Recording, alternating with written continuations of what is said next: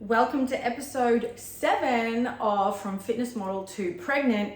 We are 27 weeks, officially third trimester. This is what third trimester looks like. I don't look as big as I actually am. This does not do it justice because it's actually big. The belly button, I mean, look, you cannot even see it.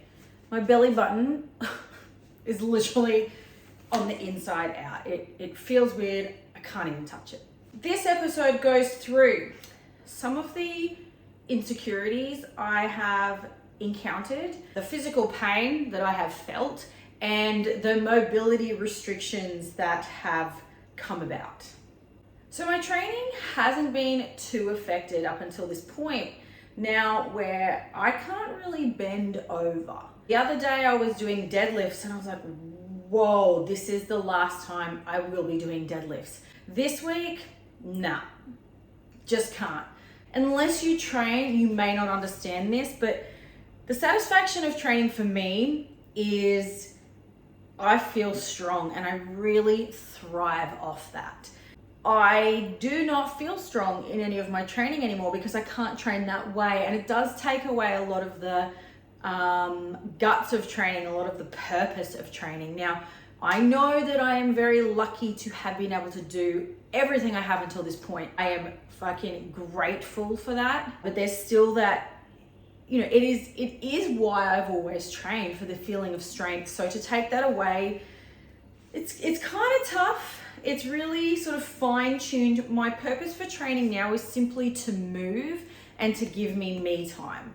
Now, the lack of mobility has affected more things than I thought it would. Anything that I have to bend over is a no-go zone. Personal space, body awareness is so out of whack because I'm not used to having such a large space of body in front of me. And see this little guy over here, this little cutie pants, he's 3.5 months old. He is a pooping machine. Like, we wake up in the morning and it is a poo hurricane.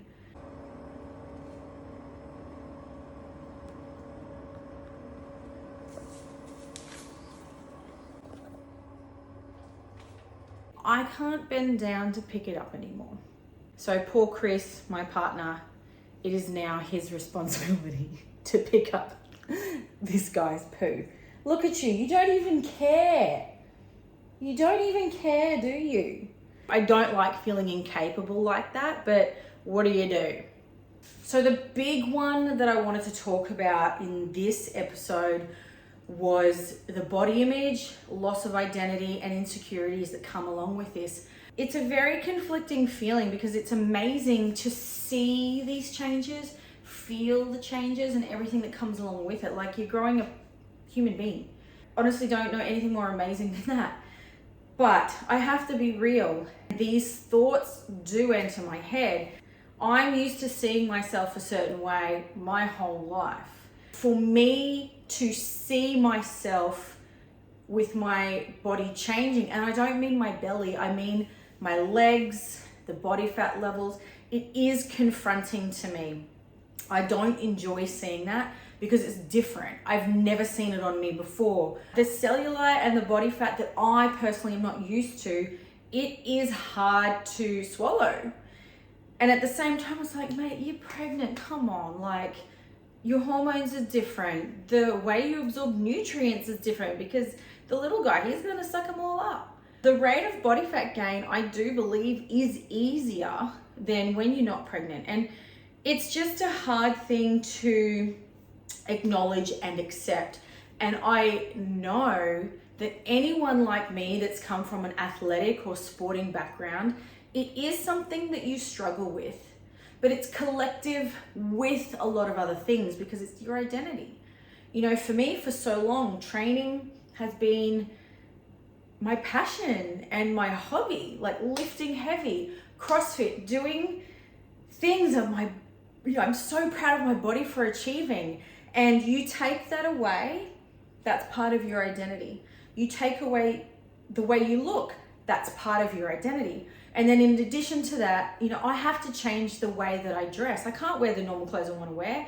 I have to revolve around this because normal clothes don't fit. That's a part of your identity. The way you dress is a part of your identity. So you put all of these things together and you kind of feel a bit lost. You kind of feel like a piece of you has been taken away. So you're forced to adapt.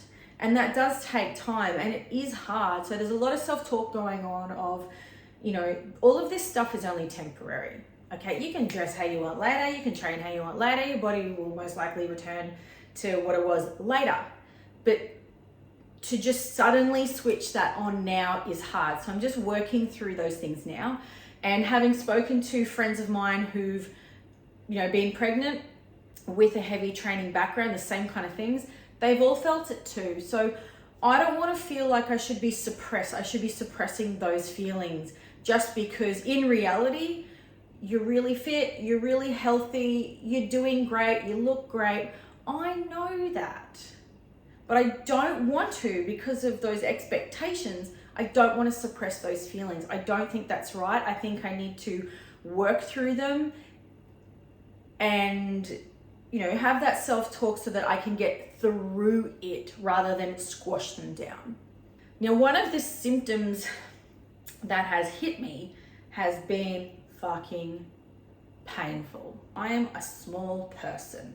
This human being inside is like, hey mom, I don't got much room in here. We're gonna have to make some space. And so my rib cage has been expanding. Now for that to happen, it's the cartilage stretching. It is fucking excruciating. I couldn't drive or sit or lie down without, I'm talking like an 8+ out of 10 pain. Considering everything else has been nice, it was only a matter of time before I felt some of the stuff. And lastly, I'm doing some private hypnobirthing sessions, and that's just to go through the entire hypnobirthing process and to make sure my partner Chris is on the same page as me, because a big part of it is while you're going through the birthing process, you need a support team, and Chris, that is you. So he needs to know what my priorities are, as in I don't want an induction, I don't want any interference, I don't want drugs, I do not want a C-section. And you know, if I'm in pain, I'm not going to be in a space to make those decisions. I'm going to need someone to make those decisions for me, and also I'm going to need someone to really help calm me and bring me back. That is a wrap. Hope you found it interesting, and thanks for watching.